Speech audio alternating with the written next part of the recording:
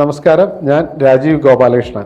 നമ്മൾ എക്സ്പോർട്ടിനെ കുറിച്ച് പറയുമ്പം എപ്പോഴും എല്ലാവരും ചിന്തിക്കുന്ന കുറച്ച് പ്രോഡക്റ്റുകൾ മാനുഫാക്ചർ ചെയ്തോ അല്ലെങ്കിൽ ട്രേഡ് ചെയ്യുന്നതായിട്ടുള്ള ഫിസിക്കലി കാണുന്ന കുറച്ച് പ്രോഡക്റ്റുകൾ മറ്റു രാജ്യത്തോട്ട് എക്സ്പോർട്ട് ചെയ്യുന്നു. അതാണ് എക്സ്പോർട്ട് എന്നാണ്. പക്ഷേ അത് മാത്രമല്ല, സർവീസസും എക്സ്പോർട്ടാണ്.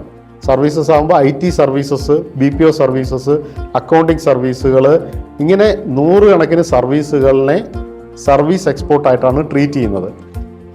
ഒരു പക്ഷേ ഒരുമാതിരിപ്പെട്ടവർക്കൊന്നും അറിയത്തില്ലാത്തൊരു കാര്യമാണ്, സർവീസ് എക്സ്പോർട്ടിന് വേണ്ടി തന്നെ ഒരു എക്സ്പോർട്ട് പ്രൊമോഷൻ കൗൺസിൽ ഗവൺമെൻറ്റിനുണ്ട്. Service export promotion council.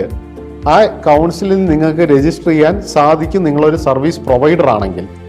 ഇവിടെ വിദേശത്ത് നിന്ന് വന്ന് താമസിച്ച് ചികിത്സ തേടുന്ന ഒരു ഫോറിനറെ സംബന്ധിച്ച് അയാൾ ഫോറിൻ ക്യാഷാണ് ഇവിടുത്തെ ഹോസ്പിറ്റലിൽ കൊടുക്കുന്നതെങ്കിൽ അതുപോലും ഒരു സർവീസ് എക്സ്പോർട്ടായിട്ടാണ് ട്രീറ്റ് ചെയ്യപ്പെടുന്നത്.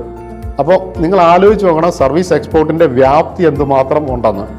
നിങ്ങൾ ഇനി ചിന്തിക്കേണ്ട ഒരു കാര്യം, നിങ്ങളൊരു സർവീസ് പ്രൊവൈഡർ ആണെങ്കിൽ ഈ സർവീസ് വിദേശ രാജ്യങ്ങളിൽ എങ്ങനെ എത്തിക്കാം, അങ്ങനെ എത്തിച്ചാൽ എന്തൊക്കെ ബെനിഫിറ്റുകൾ നിങ്ങൾക്ക് കിട്ടും, ഈ ബെനിഫിറ്റുകൾ നിങ്ങൾക്ക് എങ്ങനെ ലാഭമാക്കി ഉപയോഗിക്കാം, ഇതൊക്കെയാണ് നിങ്ങൾ ഇനി ചിന്തിക്കേണ്ടത്.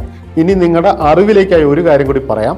സർവീസ് എക്സ്പോർട്ട് പ്രൊമോഷൻ കൗൺസിലിൽ നിങ്ങൾ രജിസ്റ്റർ ചെയ്ത് എന്നിരിക്കട്ടെ. നിങ്ങൾ രജിസ്റ്റർ ചെയ്ത് കഴിഞ്ഞാൽ അവർ നടത്തുന്ന എക്സിബിഷനുകളിൽ നിങ്ങൾക്ക് പോകാൻ സാധിക്കും, അവരുടെ അനുമതി ഉണ്ടെങ്കിൽ.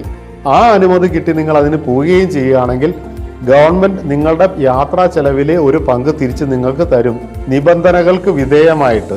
അപ്പോൾ എന്താ സംഭവിക്കുന്നത്?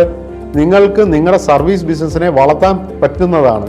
ഇവിടെ നമ്മൾ ചിന്തിച്ചിട്ടില്ലാത്ത പല മേഖലകളും, ഇപ്പം ആയുർവേദ ഹോസ്പിറ്റലുകളാവട്ടെ, അലോപ്പതി ഹോസ്പിറ്റലുകളാവട്ടെ, പ്രൊഫഷണൽ സർവീസ് ആവട്ടെ, കൺസൾട്ടിങ് സർവീസ് ആവട്ടെ, ഇതെല്ലാം സർവീസ് എക്സ്പോർട്ടിൻ്റെ പരിധിക്കകത്ത് വരുന്നതാണ്. ഇവിടെ ഈ പ്രവർത്തനങ്ങളിൽ ഒന്നുമില്ലാത്ത ആൾക്കാർ വളരെ തുച്ഛമാണ്. എന്ന് വെച്ചാൽ ഒരുപക്ഷെ എല്ലാവരും തന്നെ സർവീസ് എക്സ്പോർട്ടിൻ്റെ കീഴിൽ വരുന്നവരാണ് എന്ന് ചുരുക്കം. നന്ദി.